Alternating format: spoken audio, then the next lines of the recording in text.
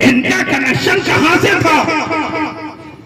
شملہ گیا میں ہے، امجد شریف سے بھی شجرہ ملتا ہے۔ یہ کس خاندان سے تھے؟ وہ خاندان جسے تاریخ میں پڑھا جاتا ہے، لکھا جاتا ہے۔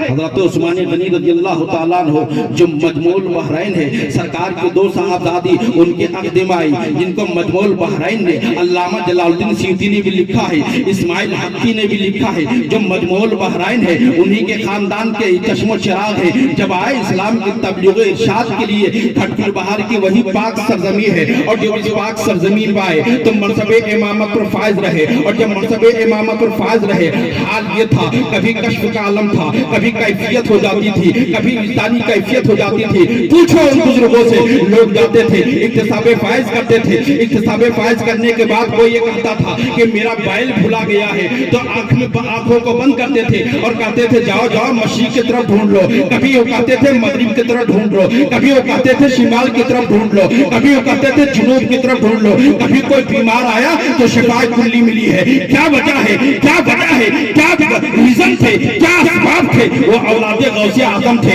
اولاد غوث اعظم تھے، اس لیے کہ اعلیٰ حضرت فرماتے ہیں تو سے در سے سک سے ہے مجھ کو نسبت، میری گردن میں ہے بھی دور کا ڈورا، میری گردن میں بھی ہے دور کا ڈورا تیرا۔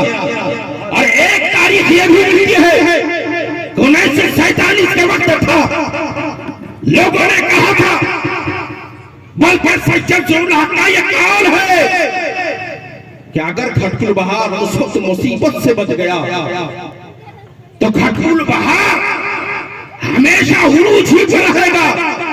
میں نے آپ حضرات سے بھی سنا ہے، جو لوگ زندہ تابندہ ہے ان سے بھی میں نے سنا ہے 1947 کا وقت ہے، تو گھوڑے نمودار ہوتے تھے۔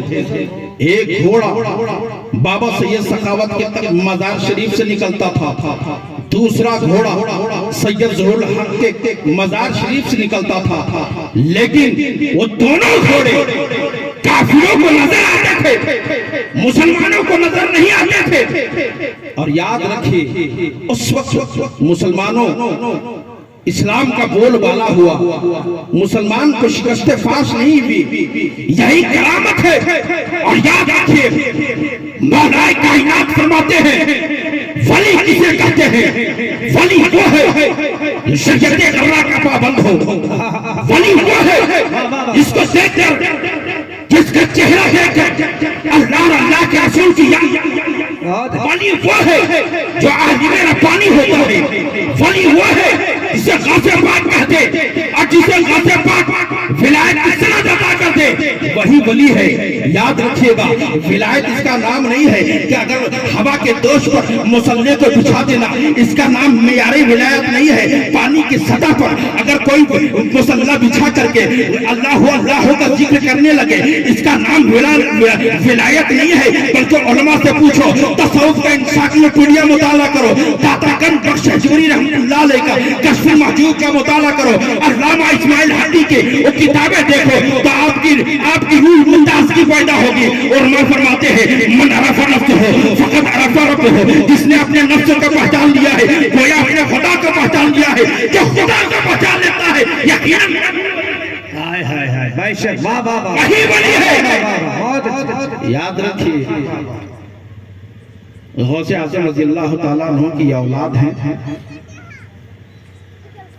آج ہم نسبتوں کا احترام کرنے والے ہیں، پوری دنیا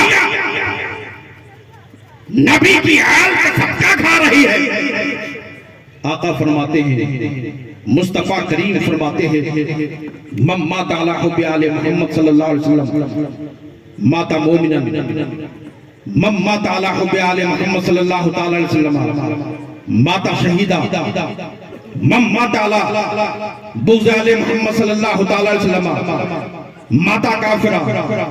جو نبی کی آل کی محبت میں مرا ہوا، کیا بات ہے، نبی کی آل کی محبت میں مرا وہ مومن مرا، نبی کی آل کی محبت میں مرا، اس کی موت شہادت کی موت ہوئی۔ اور نبی کی آل کی बख्शो-ए-नात में मरा है, वो काफिर होके मरा है। ये लोगों नबी के आल के दामन से मजबूती को थामे रहना, जबले मुरस्सिस की तरह थामे रहना। अब यही रुक करके एक मैं पते की बात बताता हूँ। तू रफुल अशियाओ बेअज़दादिहा, शय अपनी जिद की वजह से पहचानी जाती है, ऐसी पहचानी जाती है कि आप जरा देखें, आप फुर्ता एग्जाम्पल ये भी देखते होंगे कि एक कुर्सी हम भी बैठे हुए हैं, एक कुर्सी हमारे सैयद साहब किबला भी बैठे हुए हैं, पीर तरीक़त भी बैठे हुए हैं। लेकिन जब रात की स्याही छटेगी, दिन का उजाला फैलेगा, इसी कुर्सी को जमाने के मुखिया को दे दिया जाएगा। फिर कोई मंत्री आएगा, इसी कुर्सी पे बैठेगा, कोई बारिस्टर आएगा, इसी कुर्सी में बैठेगा।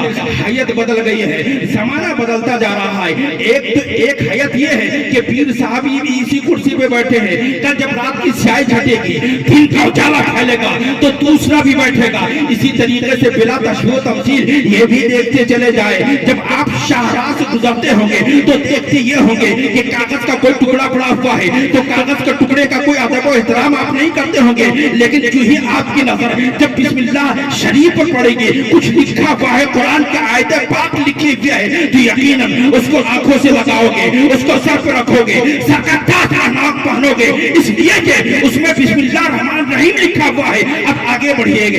एक पानी वो है जिसे आप पीते भी हो, बैठ के भी पीते हो, उसका अदब नहीं करते हो, उसकी इज्जत नहीं करते हो, उसका कोई वकार नहीं है। लेकिन एक पानी ये है जो वजू का बचा हुआ पानी है, वो लाइके अदब है।